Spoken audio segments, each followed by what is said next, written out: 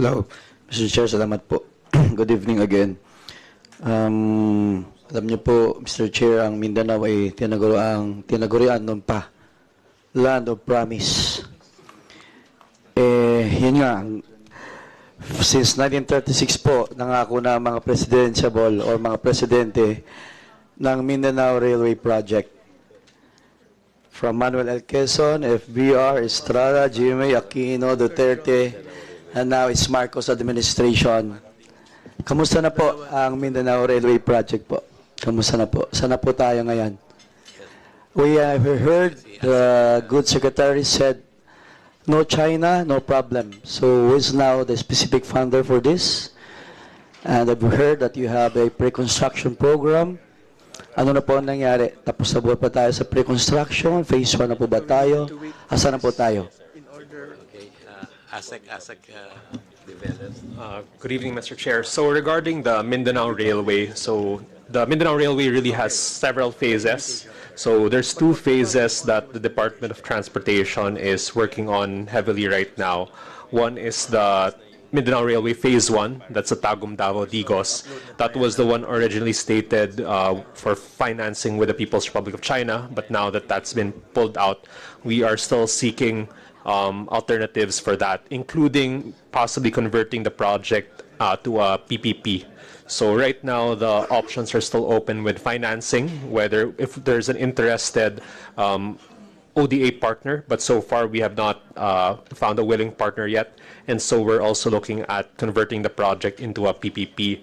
But as discussed earlier, similar to the airport projects, if the project is to become a PPP, there has to be some level of financial viability for the private sector. So this just needs an updating of our financial model and the cost estimates, because we have to incorporate the costs of financing for the private sector.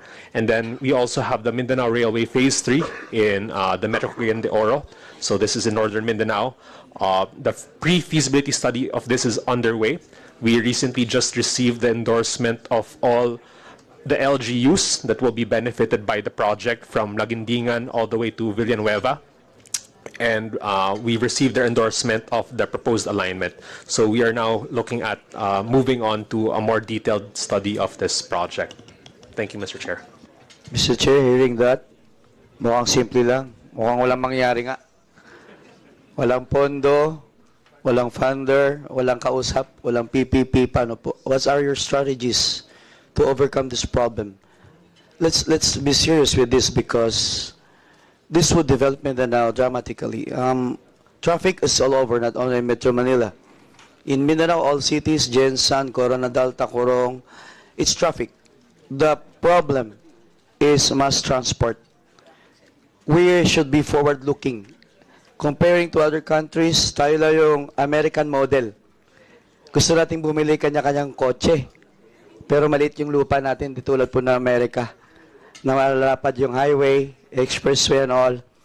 So we have to really look seriously into the mass transport system, not only in Mindanao, all over the country. Pero ito nga, kailan siguro bigyan natin ng pagtupansin, lalo na ang sekretary nagsabi, if may I quote from Rappler, na mas matatag, magandang buhay, pamumuhay kung mayroong mass transport system. So, again, my question is, paano po? Ano po strategies po natin? In fact, there would be 10 phases, not only 3, according to your plan. The phase 1 would transport people around 122,000 daily from Tagum, Davao, and to Digos City. We're looking forward that it will go also to General Santos. Coronadal goes to Cagayan de Oro, Zamboanga. How would Mindanao be if tayo interconnected? So, Madam Chair, Mr. Chair, again, we reiterate, the department should look into this. The entire administration should have serious look into this mass transport system, the Mindanao Railway Project. Thank you po.